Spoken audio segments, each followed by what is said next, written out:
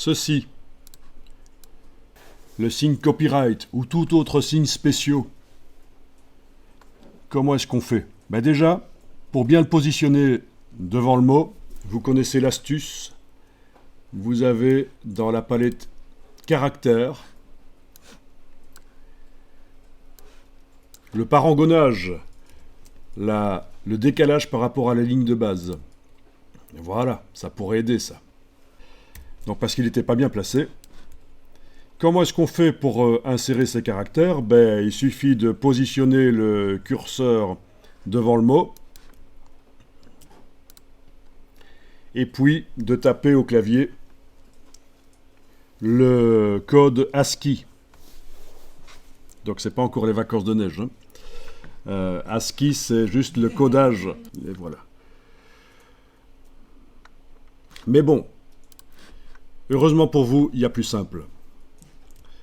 Quand vous avez un caractère spécial à insérer, il faut aller chercher la palette des glyphes. Donc c'est menu texte, glyphe. Alors glyphe, c'est quoi un glyphe? C'est tout élément d'une police de caractères. Donc c'est non seulement les lettres, mais c'est aussi les chiffres et tout autre signe. C'est la police entière. Et je vous rappelle que quand un nom de police possède le mot pro dans son nom, ça veut dire que c'est une police étendue qui possède les accents, les caractères cyrilliques, tout en fait. C'est une police étendue. Et donc ici, le body text est en Garamond Premier Pro, et donc si elle est installée sur l'ordinateur, elle n'est pas surlignée en rose, vous allez pouvoir utiliser donc la palette glyphes, menu texte glyphes. La voilà. L'agrandir. Vous avez un ascenseur sur le côté et vous voyez tous les caractères.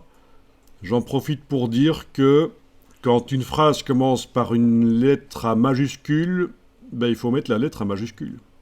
Par exemple, la phrase commence par à certains moments, le A doit avoir une majuscule. Ça, en typographie, c'est comme ça. Heureusement, le correcteur orthographique de InDesign, si vous le passez sur un texte, va vous le proposer. Le A majuscule, quand vous commencez une phrase par A majuscule. Vous voyez tous les A qui existent ici.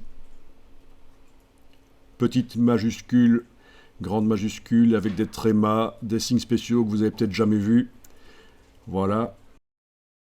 Ça, c'est une police étendue, et toutes les polices étendues ont tous ces caractères, mais évidemment dessinés différemment. Ici, c'est du Garamond. Donc, si on change de police, vous aurez d'autres glyphes, mais certaines polices auront très peu de glyphes. Déjà, les polices qui sont prévues pour écrire uniquement en anglais n'auront pas les lettres avec des accents. Et donc, ici, il vous faut repérer le signe de copyright, si c'est ça que vous voulez insérer. Voilà, le code 00 à 9, mais ça n'indique quand même pas quel raccourci clavier il faut taper. Mais peu importe, parce que si vous double-cliquez sur lui, il va s'insérer. Voilà.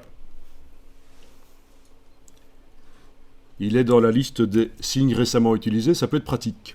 Si on doit souvent aller le rechercher, il sera là au-dessus la fois suivante. Oui, alors, la police. Ici en bas, on peut changer la police. Il y en a qui sont spéciales, comme cette police moyenâgeuse, Luminari, mais malgré tout, elle a beaucoup de choses.